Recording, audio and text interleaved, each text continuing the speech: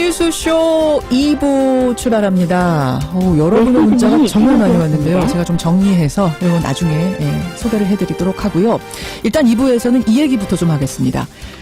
어제 저희가 탐정 손소에서 다뤘던 그 김학의 별장 성접대 의혹 사건 여러분 기억하시죠? 분명히 그 별장 동영상 속의 여성은 납니다.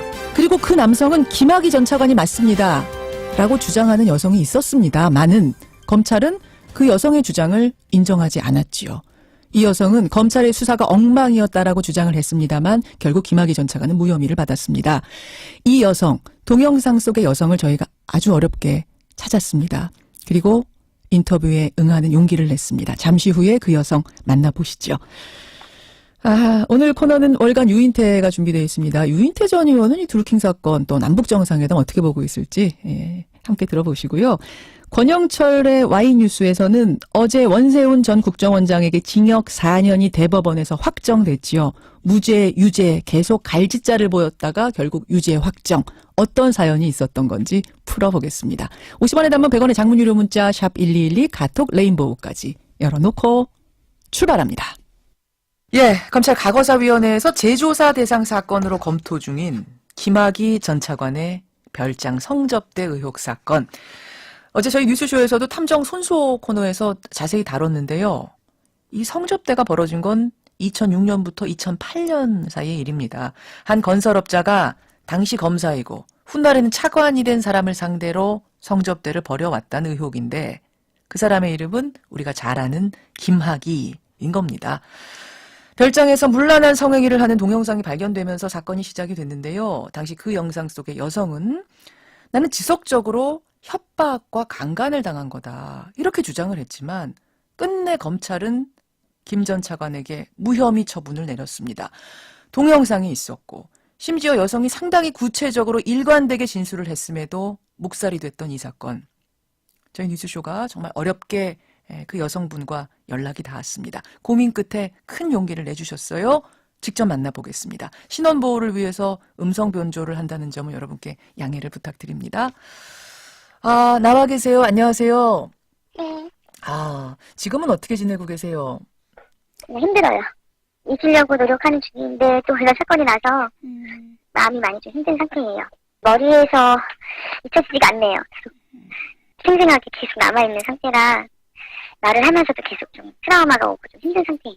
그래요. 힘드실 거라는 거는 충분히 저희가 예상할 수 있습니다만 조금 어렵더라도 정의를 밝히는 차원에서 조그만 힘을 내서 그 당시로 돌아가 보겠습니다. 처음에 그 건설업자 윤중천 씨가 어떤 식으로 접근을 해온 겁니까? 모임에서 우연히 알게 됐는데 저한테 연락이 오기 시작을 했어요. 예. 그런데 연락이 오고 어떤 순간부터 그럼 이상하게 좀 변한 느낌이었습니까? 제가 차를 빌렸었거든요. 그리고 이제 그 차를 갖다 주러 간 날부터 이제 상황이 벌어진 거예요. 사람이 이제 자기 결정인데 거기 음식을 맛있게 하는 아줌마가 있는데 밥이라도 같이 먹고 오자. 그래서 갔는데 이제 빨리 어두워졌어요. 운전이 서툴다고 하더라고요. 비가 오면 쉬라고 하더라고요. 그 중간에 그 길을 알게 해준 사람이 있어요. 전화를 했죠. 여기가 차도 없고 거기가 굉장히 외졌거든요. 깜깜하고 초행길이고 상황이 이렇게 돼서 내일 일찍 올라갈 것 같다. 그리고 안방에서 있는 화장실에서 씻고 나왔는데 윤 씨가 들어와 있었어요. 들어와 있어서 제가 놀라서 뭐라고 했더니 안마를 받게 된대요. 그러더니 이제 누굴 불러가지고 이제 저를 같이 합동으로 강간을 했어요. 폭행을 하고. 누군지 그게 시초가 됐어요. 그 누구가 그러면은 김학의 전 차관입니까? 아니요. 별장에서 일하는 사람인 것 같더라고요. 그러고 나서 그러면 왜 바로 그 마수에서 벗어나지 못했는가? 왜 벗어나지 못하셨어요? 너무 무서웠어요. 너무 무섭고 어떻게 그 상황을 해결해야 되지. 엄두가 안 났고 집에다 말할 수도 없었고 그런 일을 여자가 처음 당했잖아요. 순간 아무 생각도 안 나요. 처음엔. 그냥 무섭지. 그리고 어디다 얘기한다는 게 굉장히 부끄럽고 그날 밤을 샜어요. 제가 잠을 한숨도 못 자고 이제 거기서부터 이제 협박이 들어갔어요. 너는 내가 시키는 대로 해야 된다고 그러고 그렇게 그날 김학의 차관을 봤어요. 누가 올 거니까 잘 모시라고 저한테 그랬는데 그날 밤에 김학의 전 차관이 왔어요. 네. 물론 지금 전 차관은 자기가 아니라고 주장하고 있고 뭐 의심되는 사람이라고 정도 해두죠. 변호사라는 사람이 올 거라고 임종식이 처음에는 그렇게 얘기를 했어요. 변호사가 올 거라고. 예. 술자리를 만들어 놓고 불러서 예. 이제 좀 떨고 있는데 김학의 차관이 계단에서 올라오는 걸 봤어요. 예, 예. 겁에 먹고 있었는데 둘이서 이제 저를 같이 합동으로 그렇게 강간하려고 했고 제가 거부를 했는데 엄청난 폭언과 힘든 시간이 있었어요. 저는 아침에 우여곡절부터 이제 집에 오게 됐어요. 한 일주일 정도 집에서 밖에도 못 나가고 힘들어하고 있었어요. 예, 예. 윤민철한테 또 전화가 왔어요. 거기 가면 차도 없고 올라올 때는 어떻게 올라오느냐. 그리고 거기 사람도 없고 무섭다. 예. 자기 말고도 너랑 같이 회의할 사람들이 몇 명 와 있으니까 걱정하지 말고 올라갈 땐 차를 준비해놨다. 그렇게 해서 내려가게 됐어요. 그런 일을 또 당할 거라고는. 그리고 그 사람이 흉악범이나 이런 사람으로 보이진 않잖아요. 그렇죠. 예. 그러니까 거기까지가 끝이라는 생각을 했죠. 그때 당시에는. 예, 예. 그러고 내려가게 됐어요. 그렇군요. 거기에서 또 김학의 전 차관이 기다리고 있었던 겁니까? 그날은 다른 사람이 2명이 더 있었고요. 예. 식사를 하고 있는데 이제 김학의도 오고 술을 먹으면 안 된다는 생각을 했거든요. 윤중천 말고도 다른 어른들이 있으니까 다른 어른들도 윤중천 같이 할 거라는 생각 못 하잖아요. 그렇죠. 그러니까 술을 입에만 살짝 있었거든요. 예, 예. 근데 필름같이 이렇게 영상이 뚝뚝 끊겨가지고 아니 술을 입에 대기만 했는데도 필름이 끊겼다면은 그럼 그건 술에 뭘 탔단 소리네요? 예, 그런 것 같아요. 근데 저는 뭐 약을 먹어본 적도 없고 예. 그러니까 뭘 의심을 어떻게 해야 될지 몰랐어요. 그 당시에. 그렇죠. 그게 약인지. 뭐. 근데 되게 기분이 안 좋고 내가 뭔가 당했다라는 생각은 했어요. 그러니까 중간중간에만 기억이 나는 거예요. 그날은. 김학의 전 차관으로 의심되는 그 남자한테 당한 거는 그 필름 끊기는 와중에 기억은 나세요? 네, 그 사람이 맞아요. 그때 당시에 같이 있었던 두 사람이 뭘 했는지 중간중간 다 기억이 나고 그 사람들이 무슨 옷을 입고 있었는지도 기억이 나거든요. 사실 이 사건은 지금 두 가지가 핵심 쟁점입니다. 첫 번째는 진짜 그 성폭행을 한 화면 속의 남자가 김학의가 맞느냐. 왜냐면 본인은 맞아요. 지금 끝까지 아니라고 하거든요. 네, 맞고요. 그 건설업자 윤 씨는 처음에는 변호사라고만 소개를 했고 그 다음에는 김학의 검사라는 사실을 은연중에 얘기를 한 적은 있습니까? 이제 다음날 네가 어제 모셨던 분이 누군지 아냐.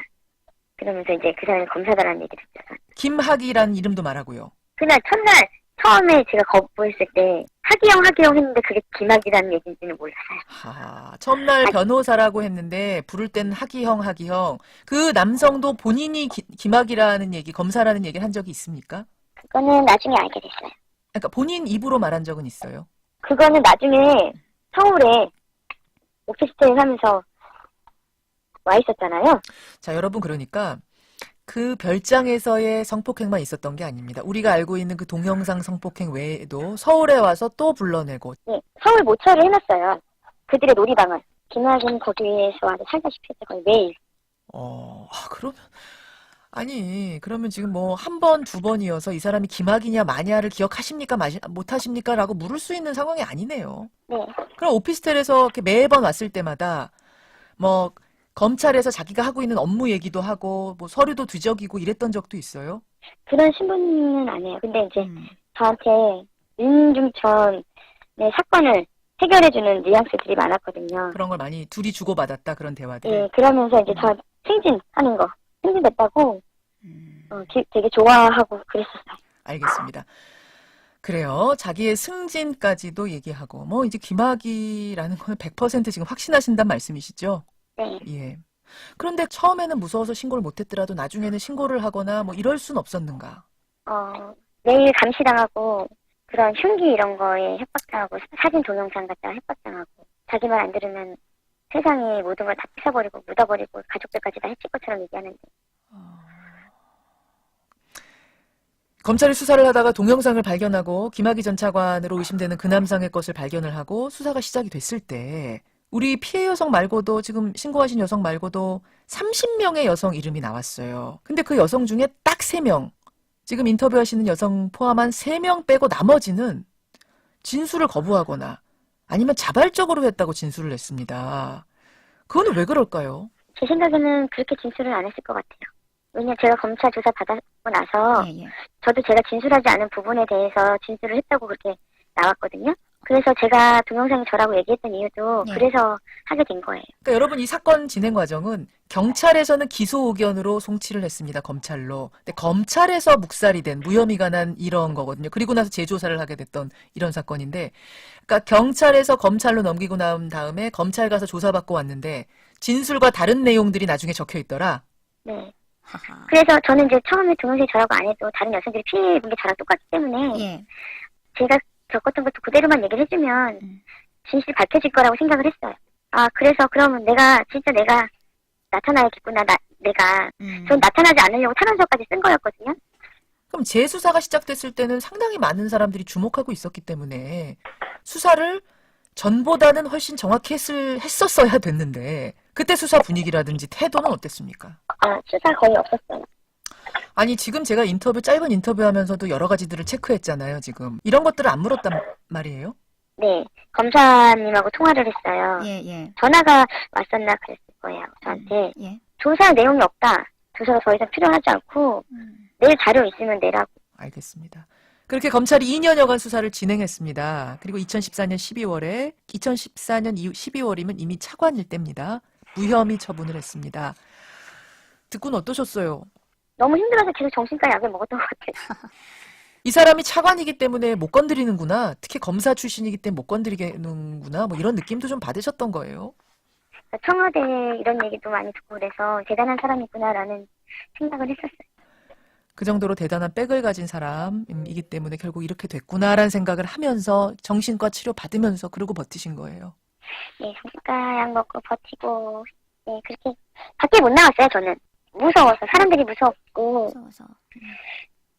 앞이 안 보였어요. 너무 스트레스가 심하니까 가끔씩 앞이 안 보이고, 좀 이렇게 흘러흘러 들은 얘기로는 공소시효 때문에 처벌을 못 받을 수도 있다고 하는데, 그러기엔 그 피해를 본 여성들의 정신적 피해는 너무너무 큽니다.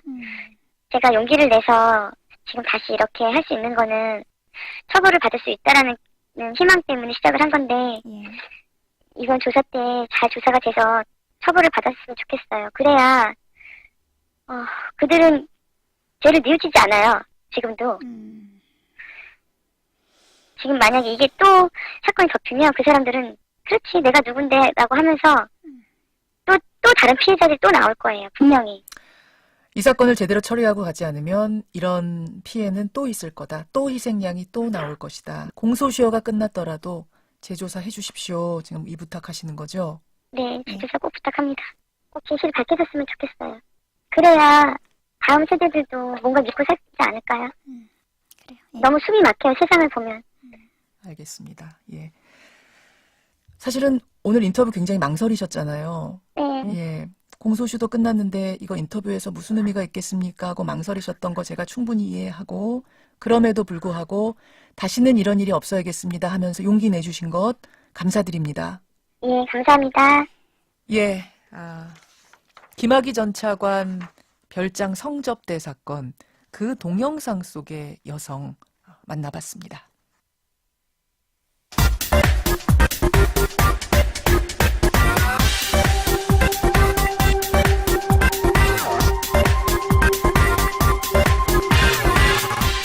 우리 정치의 한 달 앞을 내다봅니다.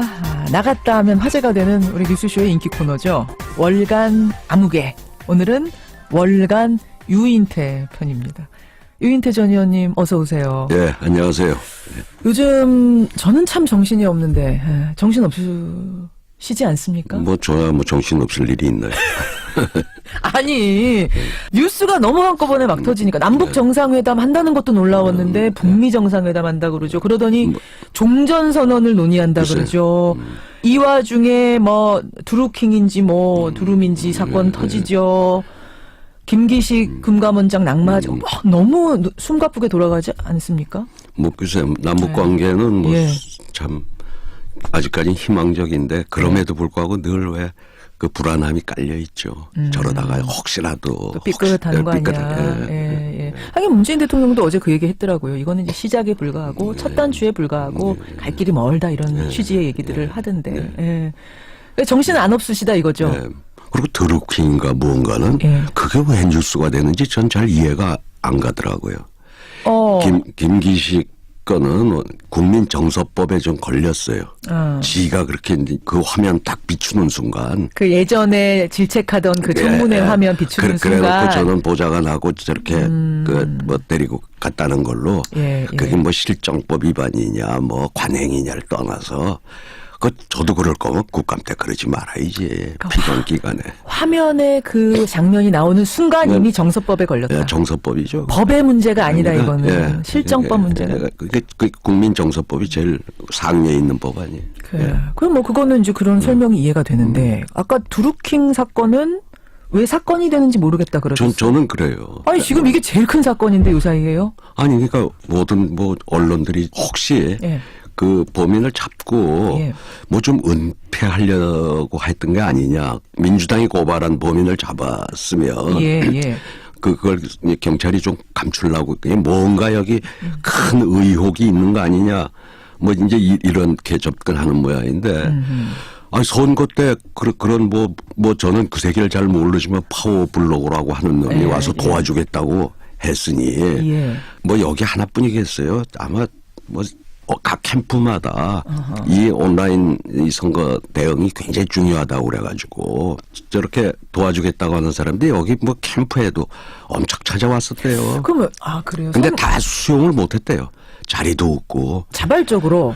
그러면 돕겠다 내가 댓글 활동도 하고 이런 뭐 의견들 온라인 활동, 지지 활동 열심히 하겠습니다. 이런 선언들을 하면서 오는 사람이 많았다. 많죠. 수용 못할 정도로 많았다. 그랬다는 거예요. 드루킹도 그 중에 한 사람이었을 거다. 여기는 조금 더 거물이라고 그러니까 뭐 진작에 뭐 그 친구는 그러니까 당에 무슨 여론 대응팀이니 뭐 이런 게 있잖아요. 그 이제 그런 공식 기구를 통한 게 아니라 자기들이 파악해 보니 김경수가 이 후보의 아주 측근이다. 그러니까 후보 측근하고 선을 대면서 자기 이제 그 공을 싼 거죠. 그러니까 선거 때 이렇게 뭐 자발적으로 돕겠다는 그룹이 구름대처럼 몰려든단 말씀이에요. 잘 되는 후보들은. 그럼요. 그 뭐 총선이든 대선이든. 그럼요. 엄청나게. 그 사람들이 이제 대가를 바라고 그걸 약속해주고 만 이랬다면 이게 불법이 되는 거 아닙니까? 근데 이제 대개 무슨 대가를 처음부터 얘기하는 사람은 어느 후보 측에서나 경계하죠. 좀 위험하거든요. 그런 사람들. 오히려 받아들이지 않습니까? 안 받아들이죠. 파워 블로거라고 해도. 그건 사고 날 위험도 많고. 이때 온라인 세계는 제가 뭐 우리 세대는 잘 모르지만 옛날 선거 치르면 자기가 1000표, 2000표 움직인다는 사람 있잖아요. 있죠. 지 마누라 표도 못 움직이는 놈들이 주로 와서 그 큰 소리 치고요. 이제 제일 선거 때 보면 믿을 만한 사람은 나는 우리 자식도 내 말 안 듣고 나하고 내 마누라 표밖에 없어. 이제 이렇게 얘기하는 사람이 이게 정말 오히려 진국이에요. 그 사람들은 진짜 한 뭐 몇십 표라도 주변에 움직일 사람이고 와서 뭐 내가 뭐 거들먹거리는 사람. 내 조직이 뭐 어쩌고 내가 뭐 몇천 표를 움직인다는 놈은 지 마누라 표도 못 움직이는 놈이 지 혼자 표밖에 없는. 그러면 옛날 선거 경험을 비춰봤을 때 일단 그렇게 거들먹거리는 사람은 제쳐놓는 거고 제끼는 거고 소위. 그리고 또 하나는 대가를 요구하는 뉘앙스 풍기면 일단 그 사람도 제쳐지는 거고. 그러면 되게 그런 사람 가까이 했다가는 꼭 뒤탈이 나거든요. 뒤탈이 나니까. 대가 요구하는 기색만 비췄어도 아마 그거 거절했을 거다라고 보시는 거예요. 그럼요. 확신하십니까? 그건 어느 캠프도 다 그래요. 정치권에 있던 사람들, 선거 치러본 사람들은 다 그건 처음부터 뭐 그런 거 요구하고 오는 사람은 경계를 하고 그러고 가령 처음부터 그런 조건을 가지고 접근하는 사람은 상대가 보낸 불확진지 어떻게 알아요. 괜히 거기다 덜컥 응했다가는 상대가 넌 덧칠 수도 있거든요. 그럴 수는 있지만 선거 때는 급하잖아요. 마음이 급하니까 막 또 뒤탈 날 것도. 암만 급해도 이제 그 가릴 건 가리죠. 그 정도는 분별력이 있어요 다. 게다가 그때 또 문 캠프는 잘 나가는 캠프였으니까 그렇게까지 그 뒤탈 날 것을 먹을 이유는 없다. 그럼요. 그런 음식을 먹을 이유는 없었을 것이다. 그런 말씀. 그러면 5번이나 김경수 의원이 만나준 건 그럼 왜 만나준 겁니까? 이 부분을 지금 야당은 만나준 거 봐라. 이거는 뭔가가 책을 잡혔거나 아니 긴밀하게 뭔가 주고받고 했다는 얘기 아니냐? 지금 얘기하는. 아니 어쨌든 뭐 파워블로거라고 여론에 미치는 영향이 누구보다 소위 대여를 이쪽에서 문 거 아니에요. 말하자면. 그러니까 그만한 대여를 하는 거죠. 그리고 얼마나 저는 얼마나 감지덕지했겠어요. 그 사람들이 그렇게 열심히. 대가도 요구 안 하고 자발적으로 와가지고 뭐 2,500명 그 가족들까지 하면은 만여 명을 데리고서 운동을 해준다니. 어유 이거 고맙다 하고 만나줬을 거다. 그럼요. 그럼 대선 후에 만나준 건? 그럼 사람이 저 선거 때 그 신세지고 그 다음에 오자 그러는데 그 안면 그렇게 몰수하는 놈이 그게 사람이에요. 그러면 당연했어. 상식적으로 당연한 거지 그걸. 상식적으로. 네, 그럼요. 근데 아까 지지그룹이 되게 많았다면서요. 그 중에서도 요 정도 되면은 그럼 만나줘야 된다. 선거가 되게 승리를 했다 그러면 예. 도와준 사람 중에 예. 한 90% 정도는 정말 자발적으로 순수하게 도와주고 예. 아이고 참 뒤에서 소주 한잔 하면서 아주 좋아하고 빠져요. 말에 빠지는데 그래도 그중에 이제 내가 이만큼 해줬으니 나 뭐 한 자리 주겠지. 예. 뭐 이런 사람들 그래 정권 잡으면요 처음에 나한테 장관 자리는 하나 줄 거야 기대하는 사람이 한 5,000명 된다고 그래요. 그러다가 이제 조각 인사가 끝나면 예. 그냥 공기업 사장 자리는 하나 주겠지. 그래 그것도 끝나면 감사 자리는 하나 주겠지. 예. 그래서 그렇게 바라는 사람들이 꽤 있게 마련인 거죠. 마련이다. 마련이에요. 그래서 무시할 수 없어서 만났을 거고. 예. 그럼 인사 추천을 했을 때 그걸 청와대에 올린 올리는 것까지는 할 수 있다고 보시는 거예요? 그럼요. 아니 예. 누구나 다 저기 예. 이런 좋은 사람이 있는데 한번 이 자리에 한번 해달라고 하면 예.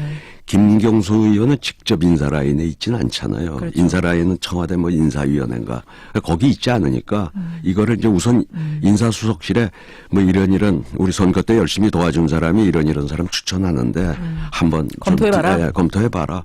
그건 뭐 꼭 그 드루킹인가 뭐 그 사람뿐만 저도 뭐 추천한 사람이 있어요. 뭐 가서 저기 이런 사람 한번 어디를 좀 희망하는데 한번 해봐라. 됐습니까 그 사람? 안 되대요. 요새 제가 완전히 끝발이 없잖아요. 지금 이렇게 해갖고 안 되고 나면 이 사람이 이제 악플 달기 시작했다는 거거든요. 뭐 저야 악플 안 다세요? 그래요. 추천할 수 있다. 그러면 뭐 상식적으로 생각해라 지금 그 말씀이신 건데. 네. 일단 유 의원이 아는 한도 내에서는 상식적으로 봤을 때 충분히 일어날 수 있는 일이다라고 말씀하셨어요. 근데 지금 야당에서는 그 외에 어떤 보상 부분, 그러니까 돈이 오간 부분, 뭐 이런 것도 철저히 수사해야 되지 않겠느냐. 회의죠. 회의죠. 그러니까 검경은 못 믿겠으니 살아있는 권력의 칼 못 댈 것 같으니 특검으로 가자 주장합니다. 이건 어떻게 보세요? 특검. 일단은 검찰로 송치를 했잖아요. 경찰이. 물론 그건 정부 비방 글 단 거. 매크론과 뭐 했다는 거. 우선 그거로 송치한 거고. 일단 불법적인 거 하나는 확실하게 잡은 게 있으니까. 그러니까 한번 일단 검찰이 수사를 하고 뭐 미진하면 뭐 어제 김경수 의원도 특검도 수용하겠다고 했잖아요.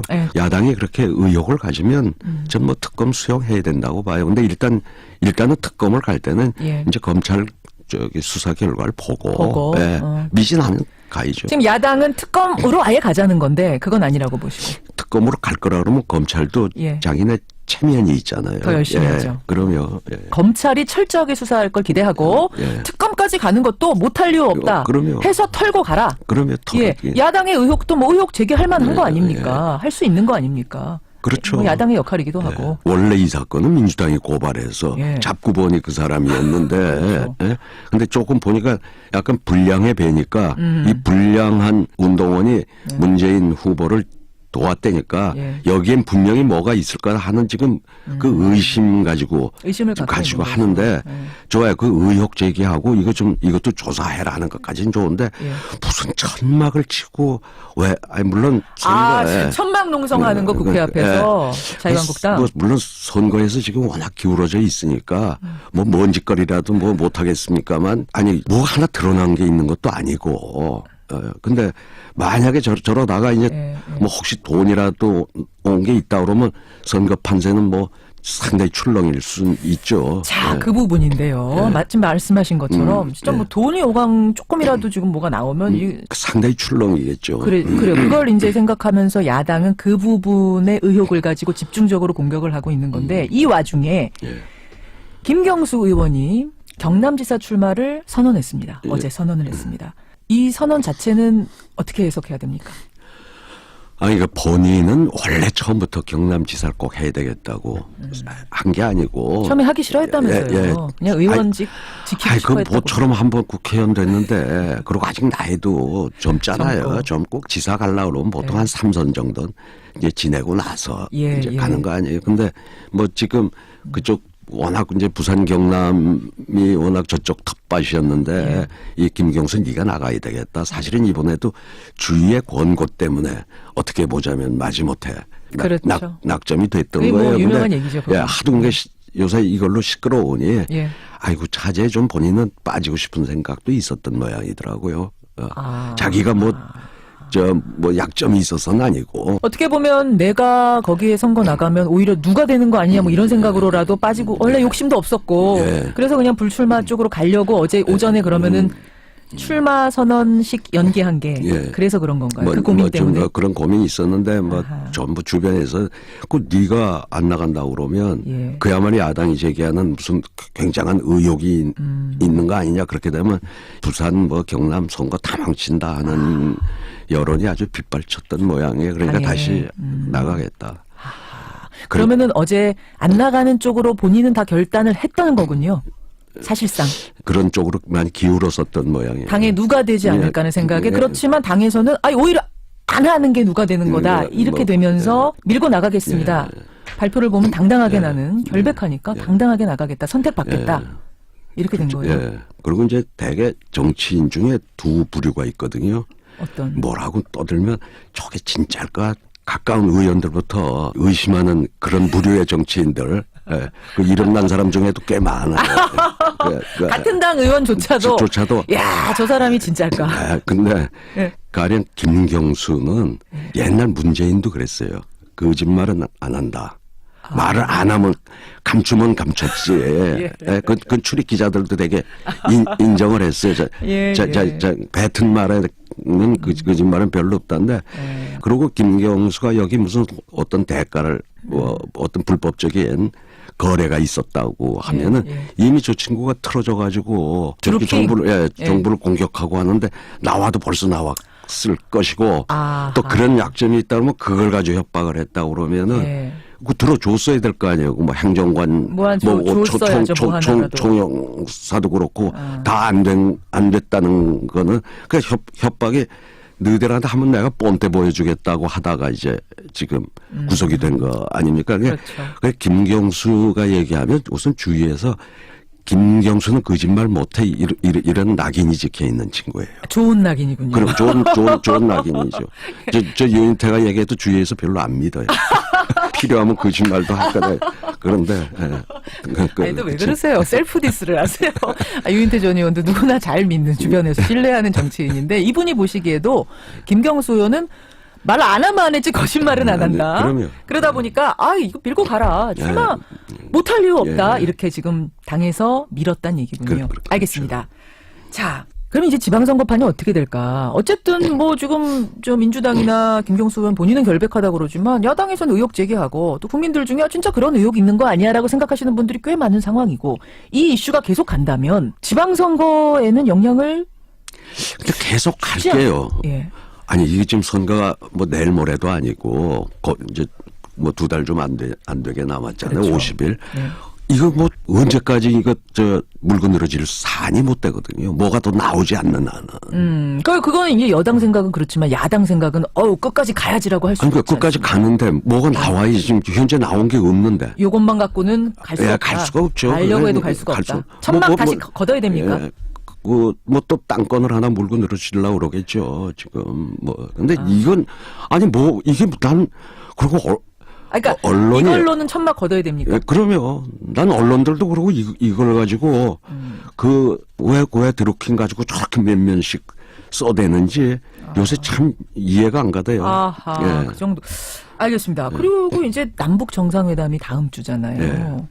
남북 정상회담이 그러면은 이슈로 부상하면 이것은 자연히 남북 정상회담이란 이슈가 선거판에 더 영향을 줄 거라고 보시는 거예요? 그러겠죠. 그리고 이건 그렇게 오래 갈 거니 뭐가 더 나와야 갈 거 아니에요. 더 나오면 간다. 하지만 더 안 나오면 그리고 더 끝난다. 나오면 상당히 치명적일 수도 있죠. 그렇죠. 근데 이제 그거는 아까 말씀드렸듯이 김경수 말을 되게 무슨 동료한테 김경사 다 물어본 모양에 혹시 뭐 없냐? 없다 그러면 다 믿더라고요.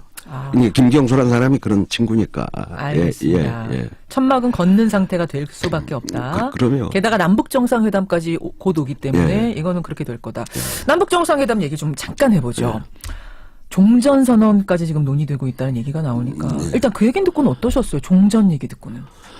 어차피 소위 옛날부터 일괄 타결이라고 하는 거는 그 체제 인정하고 평화협정으로 그 평화협정 가는 게 종전선언 아니겠어요? 종전선언 평화협정 이렇게 하는 거죠. 핵 폐기와 그거는 그 세트로 갈 수밖에 없다고 하는 건 뭐 새삼스러운 게 아니라 그러니까 이번에 지금 하여튼 뭐 폼페이오가 평양까지 가서 그러고 나서 트럼프의 반응도 잘 될 거다 하니까 아직까지는 순항 중인 거 아니겠어요? 그렇죠. 뭐 언제 또 어떻게 뭐 태풍이 몰아닥칠지는 모르겠습니다만 그 워낙들 두 사람 다 이 불안한 사람들이죠.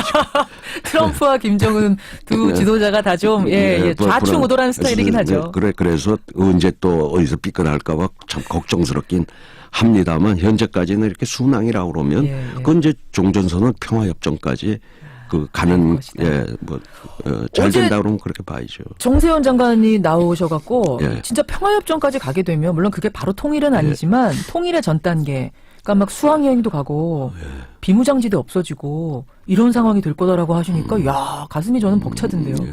뭐 그렇게 되죠 이제. 되죠. 되죠. 그래요. 오늘 유인태 전 의원과 함께 전 수석과 함께 오늘 월간 유인태 함께했습니다. 남북 정상회담 다음 주에 앞두고 국민들께 꼭 하고 싶은 말씀 한마디 있으세요? 정말 우리 다 그냥 간절한 심정으로 이 한반도 평화를 위해서 이게 잘 되기를 좀 기도해 줬으면 좋겠어요. 진짜요. 저도 정말 그런 생각 들고 제가 오늘 방송 끝나고 나서요. 동교동으로 이희호 여사 인터뷰를 하러 갑니다.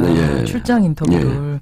연세가 96 되셨어요. 춘추가 96 되셨는데 사실은 거동 불편한 건 말할 것도 없고 말씀하시는 것도 편치 않은 상황이지만 남북 정상회담 앞두고 국민들께 메시지를 남기고 싶다 하셔서 오늘 정말 귀한 자리인데 제가 오늘 갑니다. 월요일에 그 인터뷰 나갈 거거든요. 유 전 의원도 함께 들어주십시오. 잘 들을게요. 오늘 고맙습니다. 감사합니다. 월간 유인태였습니다.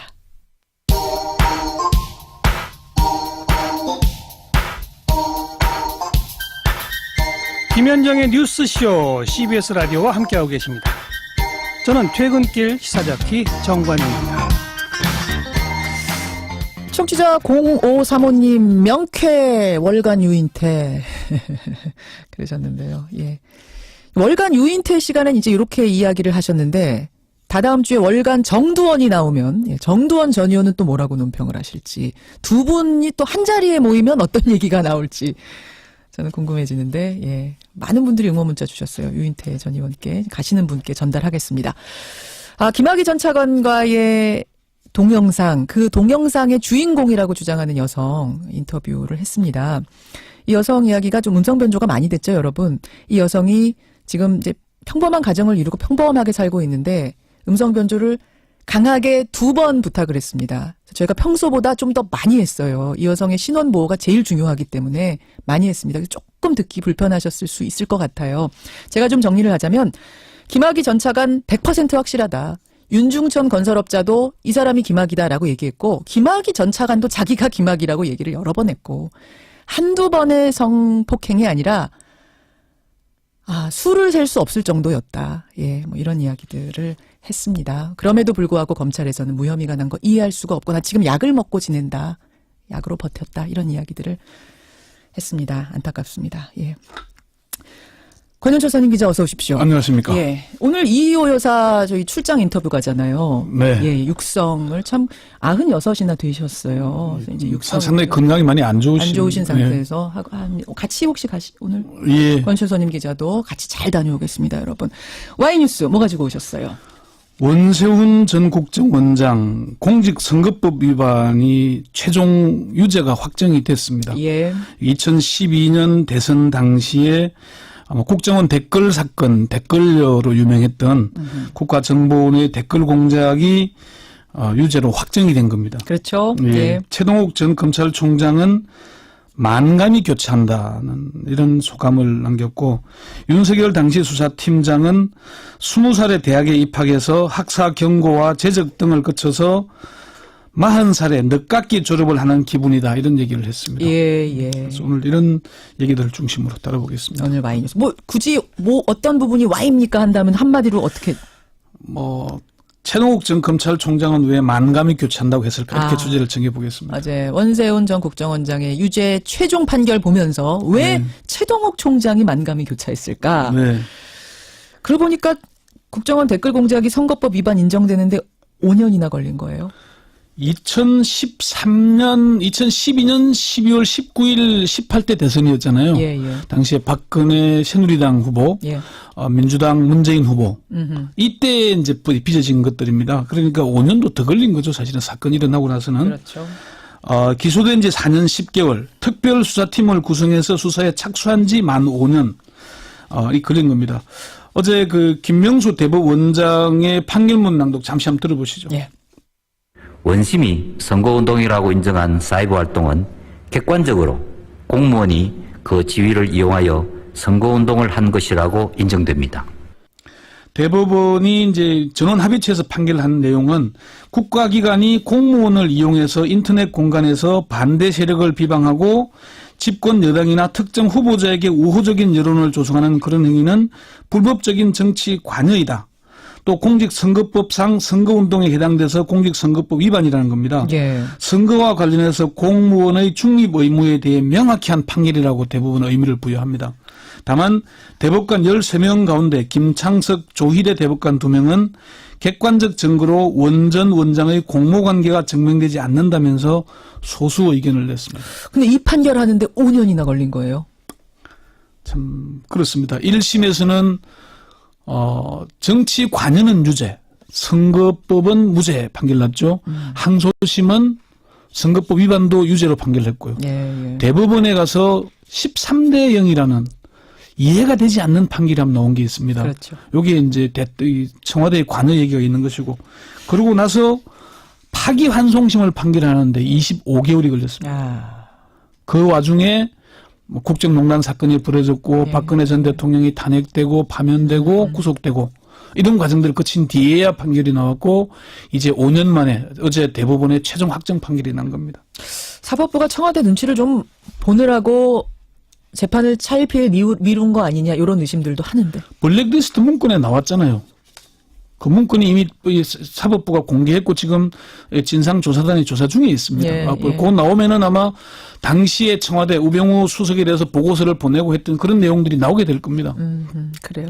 그런데 최동욱 전 검찰총장이 어제 이 소식을 듣고 만감이 교차한다 그랬어요? 예, 어제 통화를 해봤는데 판결 기사를 보면서 마음이 짠했다. 예. 만감이 교차했다, 이렇게 소회를 밝혔습니다. 예.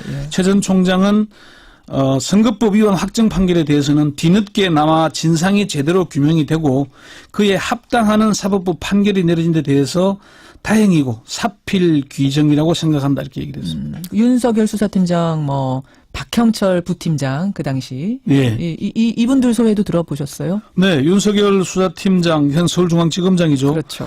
아까 말씀드린 대로 20살에 대학에 입학했는데 학사 경고 받고 제적되고 우여곡절을 겪어서 이제 40살이 돼서야 졸업하는 기분이다, 이렇게 얘기를 했고요. 박형철 부팀장은 통화는 했는데 최 전 총장이나 윤석열 수사팀장에게 물어보라면서 답변을 피했습니다. 이분은 현재 청와대 민정수석실 반부패 비서관으로 재직 중이니까 청와대에 있으니까 말을 아꼈습니다. 자, 그럼 최동욱 전 총장은 왜 만감이 교차한다고 했을까? 왜입니까? 이게 다시 이제 2013년으로 시기를 돌려보면은 최 전 총장이 검찰총장에 취임한 지 2주 만에 경찰이 국정원 댓글 공작 사건을 송치를 합니다. 네. 그게 이제 공소시효가 2달밖에 안 남았어요. 그러자 당시 최 총장은 특수부와 공안부 검사들로 특별수사팀을 구성합니다. 예. 수사팀장의 특수통인 윤석열 여주지청장, 부팀장의 공안통, 선거법 전문가로 불리던 박형철 검사를 그렇게 한 겁니다. 2달간 수사를 정말 열심히 했죠. 그렇지만 검찰의 의중과 달리 황교안 법무부 장관이 공직선거법 위반에 대해서 불기소를 주문하면서 최동욱 검찰총장과 정면 충돌했습니다. 총장직을 그만둬야 될지도 모르겠다, 이런 얘기 흘러나왔고. 기억나실 거예요. 예. 수사팀은 원세훈 전 원장에 대해서 구속영장을 청구하겠다. 선거법 위반을 적용해서 내고 나왔고 한교안 법무부 장관은 국정원법 위반은 몰라도 선거법 위반은 안 된다면서 버텼습니다. 바로 그때 최동욱 총장의 혼외자 사건이 터진 거죠. 그렇습니다. 예. 그래서 총장직에서 쫓겨났고 윤석열 팀장은 수사 배제와 정직, 좌천 등으로 한직을 떠돌았습니다. 부팀장으로서 선거법 위반 혐의 입증 수사와 공판을 주도하던 박형철 검사도 감봉과 자천을 겪다가 2016년 결국 사표를 내고 검사를 떠났죠. 그렇죠. 최 전 총장은 총장이 수사나 재판 과정에서 외풍을 막아주는 그런 역할을 해줬어야 하는데 중간에 개인적인 사정으로 그만두면서 윤석열 팀장과 박형철 부팀장, 수사팀 검사들이 직접적으로 외풍을 맞게 되고 불이익을 받고 고생했다. 그동안 고생한 것이 안쓰럽고 미안하고 뭐 고맙기도 하고 그래서 참 그런 만감이 교차한다 그런 얘기를 했습니다. 그래요. 근데 당시 검찰이 국정원의 댓글 공작에 대해서 적극적으로 수사를 하게 된 이유는 뭡니까? 물어보셨어요? 사실 최 전 총장에게 물어봤더니 청와대의 의중이 원칙적으로 수사라는 것이었다고 얘기를 했습니다. 원칙대로 수사하라 그랬다? 예. 청와대가 그때? 예. 최 전 총장은 당시 검사 시절 후배였던 곽상도 민정수석에게 거듭 확인을 했지만은 청와대의 의중은 원칙대로 수사라는 것이라는 얘기를 들었다는 겁니다. 그래서 원칙대로 수사하라고 해서 원칙대로 수사를 하려고 하니까 왜 이렇게 된 거예요? 왜 막은 거예요? 그 원칙의 용어가 알아들으란 소리였습니까? 알아서 알아들어라? 최 전 총장은 그 원칙이라는 게 정말 제대로 하라는 것이냐? 예.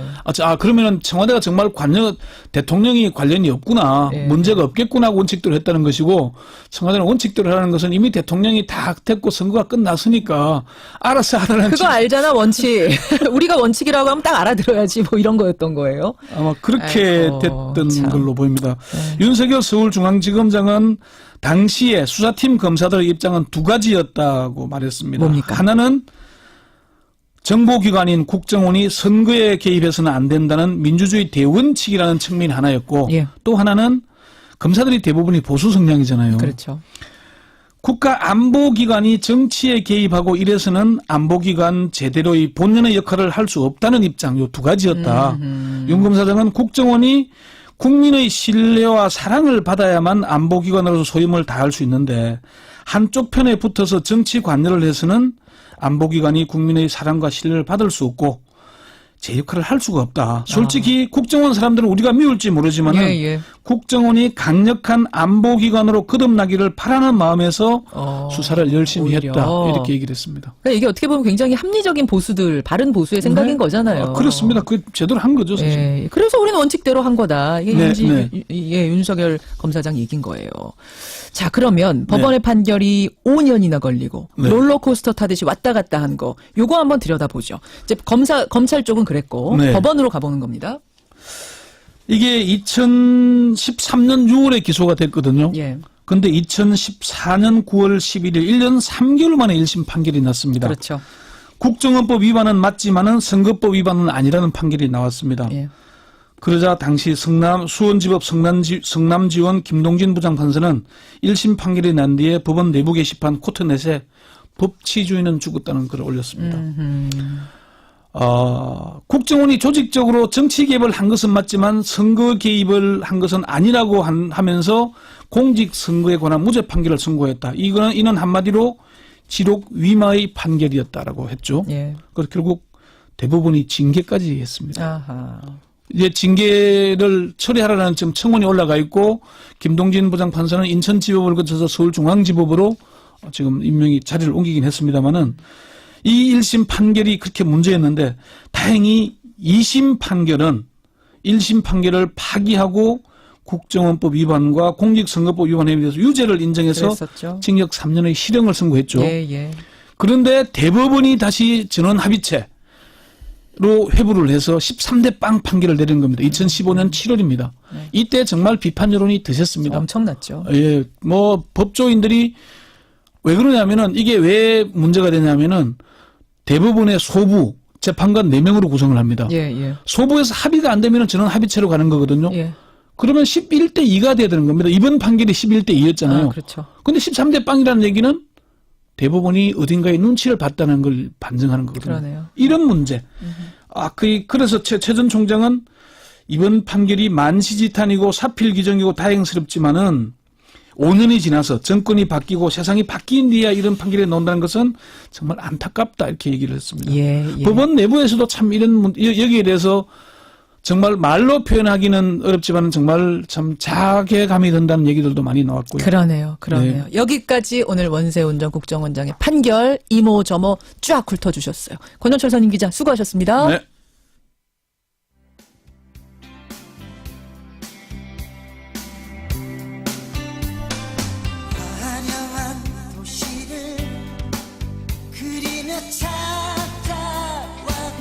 남북 정상회담 이제 정말 일주일 딱 남았네요. 오늘 남북 정상 간의 한 라인이 개통된다고 하죠. 앞으로의 한반도 여러분은 어떤 꿈을 꾸십니까? 김현정의 뉴스쇼가 선정한 오늘의 노래 조용필입니다. 꿈. 초라한 문턱에서 뜨거운 눈물을 본다.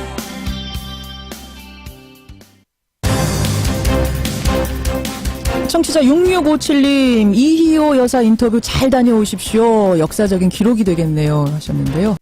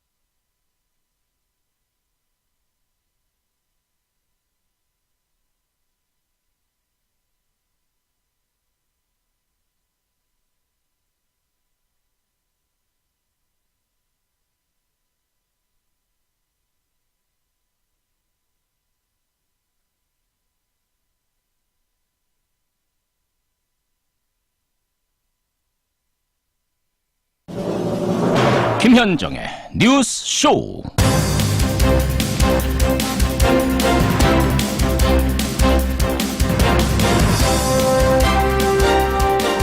이 시간부터 당당하게 선거에 임하겠습니다.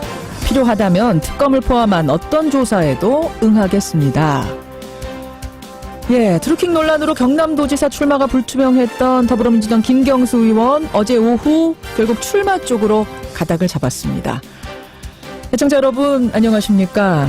아침에 출마 선언을 하기로 했다가 돌연 취소를 하면서 불출마설이 돌았던 거죠. 하지만 결국 정면 돌파를 선택했습니다. 결백한데 당당히 임하겠다 이런 뜻이랍니다. 하지만 야당의 공세는 더 거세지고 있습니다. 김 의원이 드루킹에게 10여 개의 인터넷 기사 주소를 보낸 사실이 알려지면서 경찰의 애초 브리핑과 다르다. 경찰을 믿지 못하겠다. 이런 주장이 나오는 건데요. 자, 드루킹 논란 잠시 후에 여야 간 토론으로 다뤄보죠. 김현정의 뉴스쇼 출발합니다.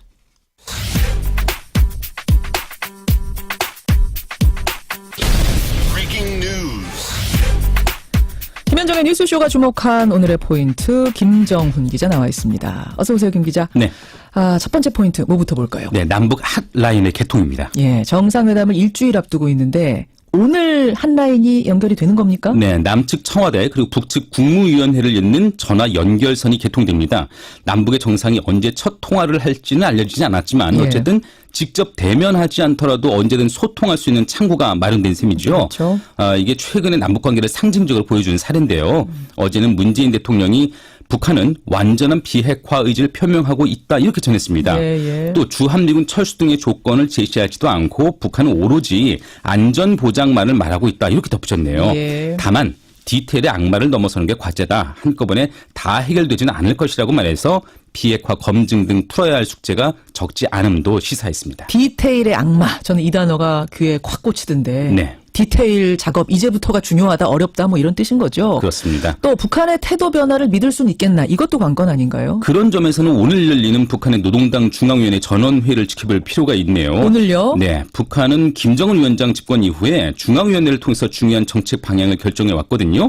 이게 핵무력 경제 건설 병진 노선도 지난 2013년 이곳 회의에서 채택된 것인데, 전원회의에서. 네. 그런데 오늘 회의를 두고 중대한 역사적 시기의 요구에 맞게 새로운 단계의 정책적 문제들을 토의 결정할 예정이다, 이렇게 밝혔습니다. 이렇게 새로운 입장을 천명할지 관심이 모아지는 대목이죠. 그렇죠. 역사적, 중대한 역사적 시기의 요구에 맞게 뭘 오늘 결정할 거다. 그 결정이 도대체 뭐냐? 뭐라고 보세요, 김종훈 기자는?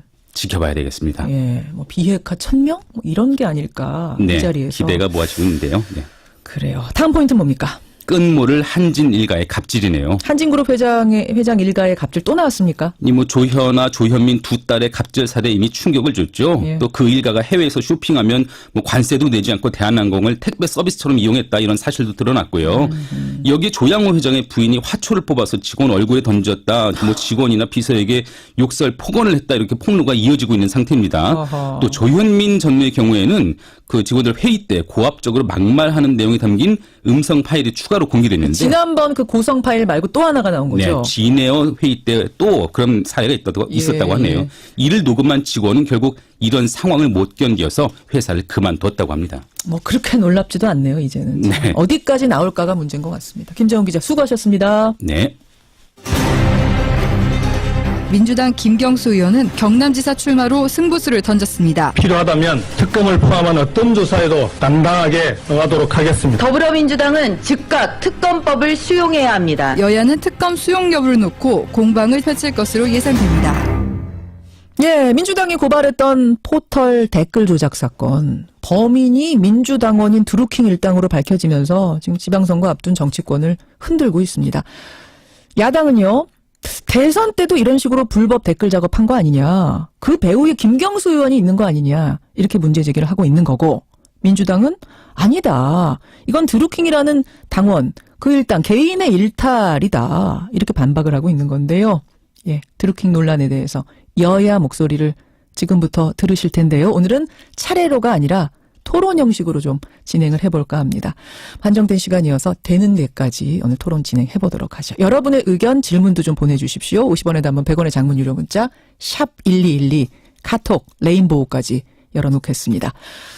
먼저 더불어민주당 드루킹 사건 진상조사단장이세요, 송기원 의원 연결이 되어 있습니다. 송 의원님, 안녕하세요. 네, 안녕하세요. 반갑습니다. 예, 지난 대선 때 법률지원단장 맡으셨죠?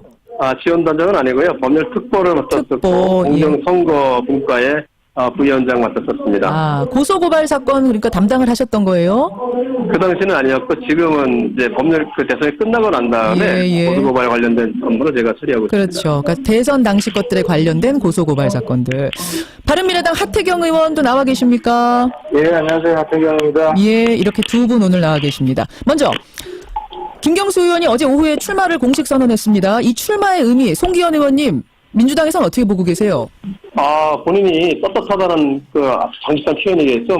그 저축이었기 때문에 오히려 선거를 통해서 본인의 정치감, 경력을 밝혀야 되겠다. 그런 뜻으로 결정을 하신 것으로 저는 생각하고 있습니다. 떳떳하고 당당하니까 출마 선언한 거다, 이 말씀? 그렇습니다. 예, 네. 하태경 의원님? 두 가지인데요. 일단 떳떳하면 오전에 하면 됐죠. 떳떳한데 하루 왜 종일 연기했냐? 본내 시간을 가지다가 예.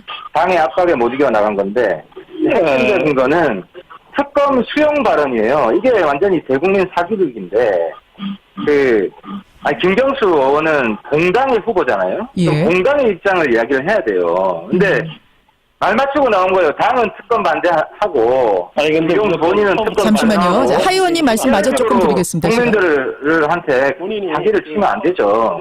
당이 특검을 수용한다는 준비가 됐을 때 김경수 의원이 특검 조사받을 마음의 상태가 돼 있다고 해야지, 당은 특검 안 한다고 그러는데 예. 이거 완전히 국민들 가지고 노는 거예요. 자, 송 의원님 어떻게 생각하세요? 일단 한 가지는 당당하면은 오전에 선언했어야지 이걸 왜 연기를 했느냐? 이건 당당하지 않다는 얘기 아니에요? 김경수 의원 본인의 성격과 관련이 있는 건데, 본인은 어쨌든 자기가 거론되는 것 자체로 당에 부담이 된다고 생각했기 때문에 그런 점에도 고민했었는 것이고, 예. 그래서 특검 같은 부분도 본인이 스스로 당당하다는 명백하다는 점을 떳떳하다는 점을 밝히는 취지에서 얘기한 것이지. 그 당연히 송기현 의원님 잠깐만 잠깐 송기현 의원님 특검 찬성하세요? 본인 입장만 다시 보세요. 특검이라는 것을 반대하세요. 일종의 수사하는 거거든요. 수사는 필요가 있을 때는 당연히 어떤 것이든 하지만 지금 상태에서 수사의 그 어떤 단계가 안 된 상태에서 특검을 하자는 것은 수사의 기본 원칙과도 맞지 않는다. 자, 잠시만요. 두 의원님. 김경수 의원만 특검 찬성하고 전부 다 특검 반대예요. 저러니까 사기 정당이지. 자, 주 의원님. 지금 김경수 의원의 특검 찬성 여부는 일단 특검 이야기는 좀 나중에 하도록 하고요. 우선 그러면 출마 선언을 보는 입장도 다르다는 건 이해를 했습니다. 이 드루킹 댓글 조작 사건을 보는 본질을 뭐라고 보시는지 사건에 좀 집중을 해보죠. 먼저 민주당 송기현 의원님. 이 드루킹 사건의 본질 핵심 뭐라고 보세요? 진보 진영에서 언론 활동을 하던 홍보 활동을 하던 이 분들이 본인들이 이제 진보 정권에 들어섰을 때 본인들이 원하는 것을 얻지 못하니까 거기에 대한 반발로 해서 오히려 저희 진보 정권을 해하려고 했던 조직적인 불법 행위다 이렇게 생각이 되는 거죠. 그게 본질이라고 생각합니다. 자발적 지지자처럼 접근했던 지지자가 대가를 요구하다 거절당하자 협박하고 불법으로 악플 작업을 달기 시작한 뭐 이런 사건. 그것이 본질이라고 생각합니다. 본질. 자, 하태경 의원님, 본질. 이건 댓글 쿠데타죠. 그러니까 불법 댓글, 조직적인 불법 댓글로 정권을 잡은. 이제 쿠데타 그거 아주 저건데요. 완전 너무 앞서나가지고. 조금만 더 자, 잠시만요. 하 의원님. 이후에 있었던 일이 조금만 더 말씀드릴게요. 자, 송 의원님. 자, 두 분 제가 잠깐만 말씀드릴게요. 제가 잠깐만 끼어들겠습니다. 두 분의 목소리가 두 분의 목소리가 좀 비슷해가지고요. 두 분이 같이 말씀을 하시면 청취자들이 전혀 못 알아들으세요. 그래서 조금만 기다려주시고 제가 발언 기회 드리고 이렇게 진행하는 게 청취자들 들으시기 편할 것 같아요. 하 의원님이 지금 댓글 쿠데타라고 하신 거 이유가 뭔지 짧게 말씀해 주세요. 그러니까 김경수 의원이 지시하고 그리고 그 드루킹 팀이 불법 댓글을 단. 그래서 여론을 바꿔서 결국 경선에서 이기고 대선에서 이기고 이 사건인데. 자, 알겠습니다. 김경수 의원이 일단 글을 보낸 게 확인이 됐잖아요. 자, 여기까지 일단 듣고 송 의원님께 발언 기회 드리겠습니다. 지금 첫째는 문제된 사건은 선거 이후로 1년이 지난 다음에 거의 1년이 지난 다음에 발생한 사건이 이 사건이고요. 지금 하 의원님 말씀하신 것처럼 대선 선거 당시 어떤 불법적인 것이 있었다는 것은 지금 아무런 근거가 없습니다. 그런 면에서 볼 때는 이 쿠데타라고 얘기하는 것은 그것을 대선 이후에 있었던 일들을 대선까지 끌고 가려고 하는 정치적인 전략이 그걸 뿐이 정치인 어떤 그런 거라고 볼 수 없거든요. 알겠습니다. 그러니까 대선 서 의원님, 하 의원님, 벌거벗은 임금님이라고 다 아는데 혼자서 지금 언론에 나오는 거 다 눈 막고 귀 막고 계시네요. 자, 1년이 지난 다음에 여론을 뒷받침으로 하면 안 됩니다. 의원님, 해야지. 그것도 없는 거. 네, 저도 그 하태경 씨 뭐 의원이라고 할까요? 그 북한 가면 논란으로 해서도 굉장히 그 짜증나는 발언을 많이 했죠.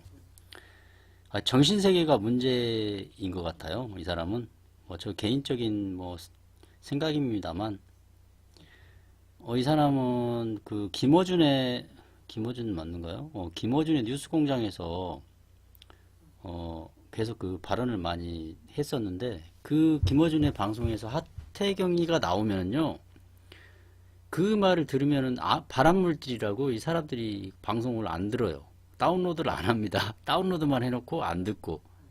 왜냐면 이 사람 발언은 한번 들어보세요. 이거 들어보신 분은 좀 느낄 겁니다.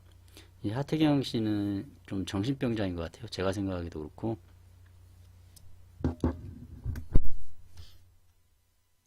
자, 이 부분 패스하고 우리 저 매매나 해서 돈이나 벌고 빨리 나갑시다. 의원님, 제가 좀 끼어들겠습니다. 비약하시는 거죠, 그것은. 지금 지시가 있었느냐 없었느냐 이제 부도가 된 거죠. 걸어서 보낸 것도 거짓말인 거죠. 일단 지시도 아니시거든요. 송 의원님 답변 주십시오. 수색도 안 하고 계좌도 안 들여다보고 뭐 이런 식인 거예요. 그리고 김경수 의원은 아직 핸드폰까지 압수도 안 했어요.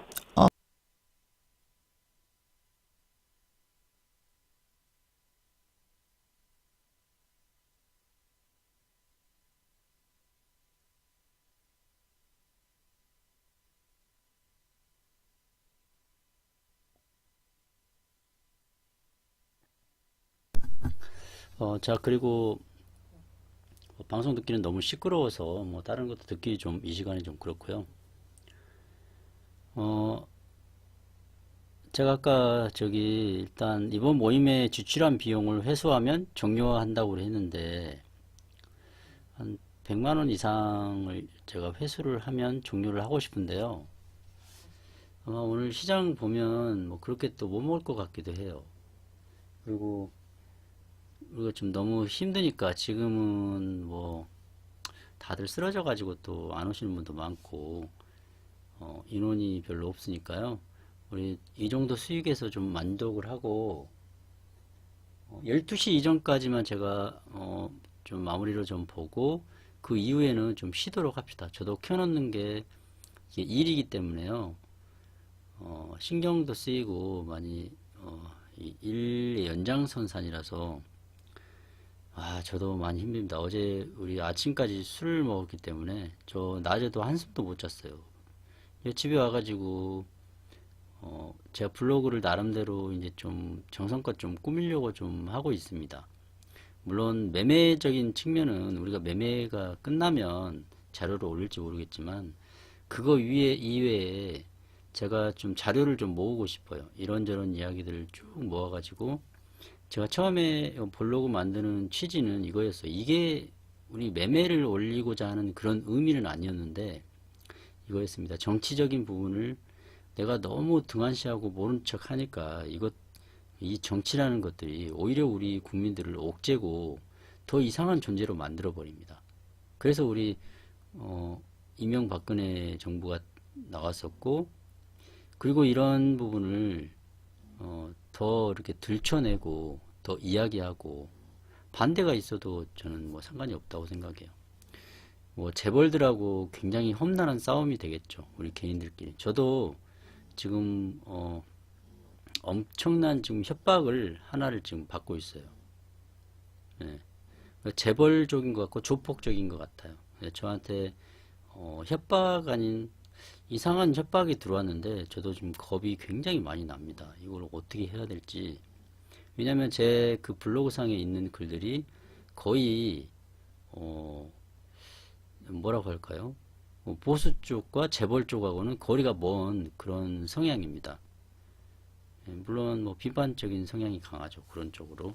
그리고 정부 쪽으로는 좀 지지하는 성격이고요. 그래서 그런 부분으로 인해서 약간 제가 블로그적으로도 편파적일 수는 있어요. 편파적일 수도 있고 어쨌건 민주주의는 여러 가지 목소리가 많이 나와야 됩니다. 근데 현재의 지금 조중동이나 어떤 흐름을 볼 때 물론 과거에도 보수 쪽에서도 그 당시에 야당이 민주당이었었죠. 근데 민주당의 발목을 잡기 식으로 해서 의결이 안 되고 어떤 정치적인 현안들이 계속 묻히고 안 되는 경우도 많이 있었지만 지금도 마찬가지죠. 근데 저는 이런 혁명들이라고 생각하는데 이런 혁명은 크게 희생이 어느 쪽이 되지 않는 한은 되게 어렵다고 생각해요. 국정원이라든지 법조계라든지 여러 기관들이 한꺼번에 뭔가 환골탈태를 하지 않으면은 바뀔 수 없는 그런 부분이 있는 것 같다고 생각합니다. 그래서 그런 부분은 우리가 뭐 참여를 할 수는 없겠죠. 하지만 이런 부분을 요새는 트위터라든지 많이 SNS 그 전에는요 이것들도 굉장히 억압의 대상이었었어요. 조금만 이런 경우가 있어도 이명박 정부 때 아시겠지만 미선이 효선이 이야기 그 이야기도 좀 아실 거예요. 그 부분으로 해서 정부한테 상대를 걸고 의문을 제기한 사람들이 뭐죠? 쌍글이 실종이 되거나 무슨 사장이 되는 거죠. 자기 직업에 있어서 불이익을 받고 사회생활을 할 수 없도록 완전히 괴멸이 돼버립니다. 근데 지금은 우리가 유리하잖아요. 정부도 유리하고 그러기 때문에 그런 과거에 그런 우리가 억압받고 노동자들로부터 시작해서 없이 사는 사람들이 정당하게 자기 자식들을 키울 때 떳떳한 이거 100만 원도 금방 가겠네요. 또 마무리 금방 하고 종료를 해도 되겠습니다. 어쨌건 뭐 이런저런 이야기할 필요 없이 그런 부분을 좀 들춰내서 혁명이 아니라면 밑부분에서 우리나라는 촛불도 굉장히 뭐 폭력적이지 않고 문화적으로 가잖아요. 우리나라 같은 경우는 문화적인 그런 혁명이 많이 있습니다. 3.1 운동부터 해서 우리 일제시대 하에서 여러 가지로 그런 운동들이 문화적인 운동이었었고 비폭력을 많이 견지해 왔어요. 물론 폭력을 당하고 억압당한 것들은 우리 서민들이겠죠. 거기에 앞장섰던 지금 현 야당 자한당 그리고 조중동 그리고 재벌 그리고 그 상이 몇 프로나 될 것 같아요. 돈이 굉장히 많고 우리나라를 주무르는 것 같지만요. 결국은 상이 몇 프로 안 돼요. 그렇다면 우리 나머지 서민들이 생활하는 그런 삶의 수준들은 우리나라의 거의 대부분입니다. 그래서 우리가 이런 이야기를 하지 않고 그냥 너희들 싸우고 정치는 솔직히 더 어렵다. 참여하기 더 싫다. 이렇게 생각하면요. 한도 끝도 없어요. 그래서 조금이라도 저도 지금 억압받고 어디 끌려가서 지금 정부가 당장 바뀌면 저도 고문당하고 그럴 수도 있을지도 모르죠. 어디 지도세도 없이 예전 정권이라면 그런 근데 실제로 그때 당시에는 그런 무서움 때문에 함부로 나서지도 못했어요. 그리고 언론으로 통제하고 여러 가지로 다 통제했기 때문에 일반 사람들도 그런 거구나. 신문 한 코너 읽고 이거 안 되겠네. 노무현 정부 때도 이거 대통령이 왜 이렇게 힘이 없어? 이러면서. 근데 그런 평범한 것들이 우리의 삶이 돼야 되는 것 같아요. 너무 길어졌는데 지금 정리를 차분히 시키겠습니다. 지금 S&P는 지금 100만원이 다 돼가요. 지금 하다 보니까 지금 금방 우리 퇴근하라고 쉬라고 해주는 것 같습니다. 2685.0에서 청산합니다.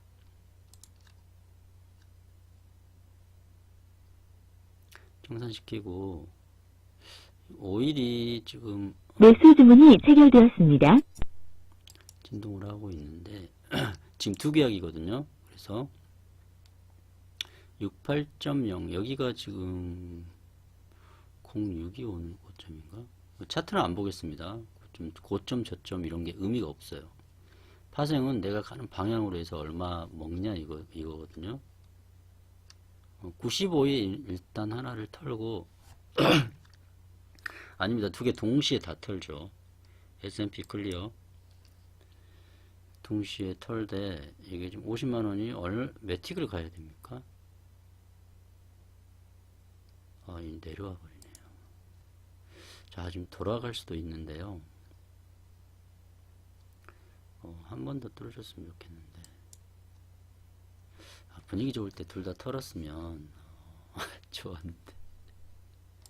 자, 욕심을 좀 부리지 말죠. 일단 올라가면 적당한 부분에서 두 개 다 날리겠습니다.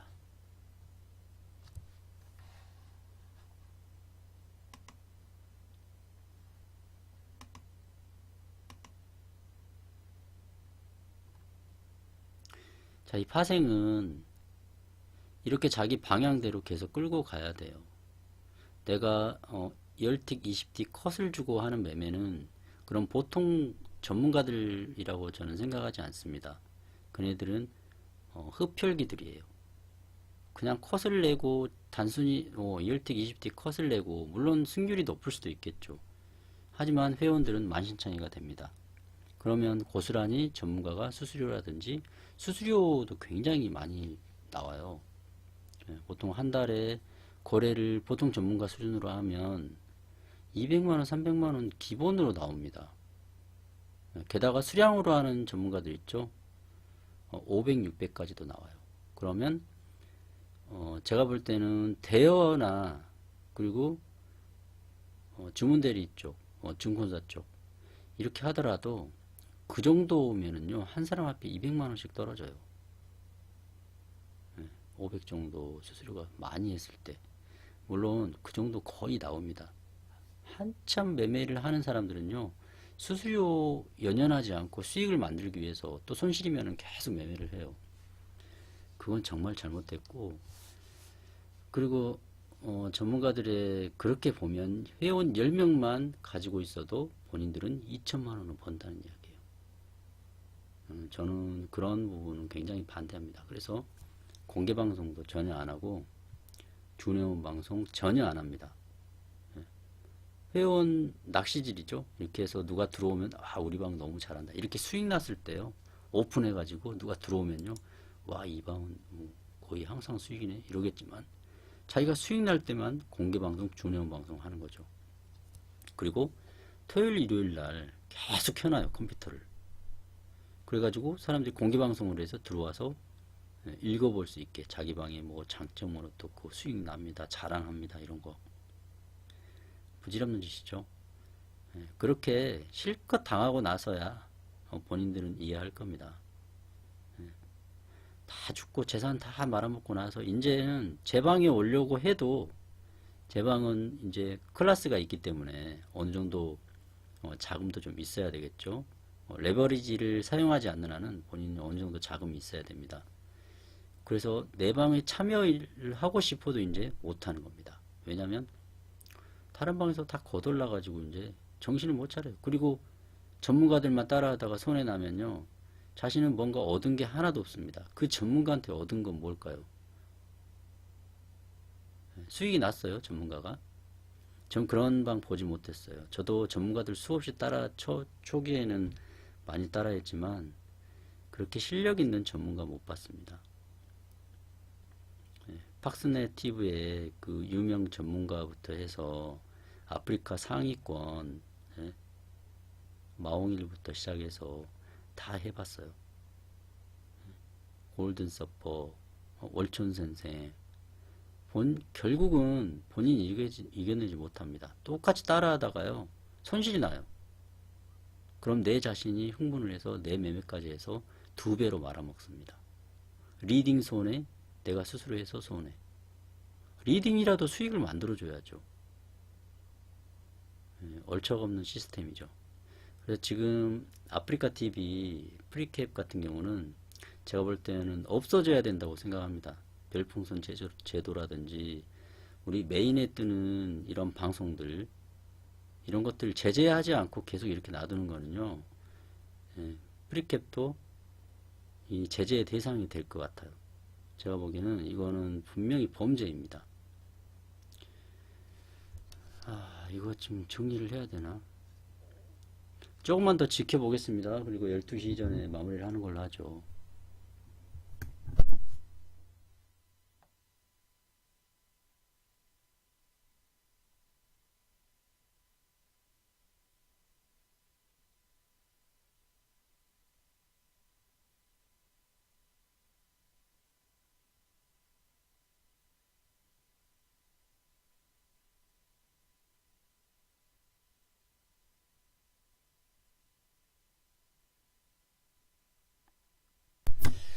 여기서 우리 승부를 좀 걸어 봅시다. 그리고 손실이 나더라도 여기서 한번 걸어보고 싶은 자리예요. 자, 3단 진입을 여기서 동일가에 들어갑니다. 여기인데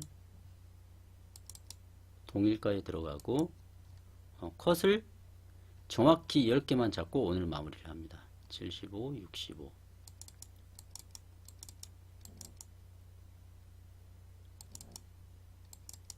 자, 이렇게 할게요. 그리고 오늘 종료가 되면 바로 방송 종료하겠습니다. 그리고 위로 올라가든지 아래로 내려가든지, 그리고 본인의 역량에 따라서 일단 청산하시고 지켜보고 마무리 들어가도록 하겠습니다. 별 이야기 없이 종료할게요.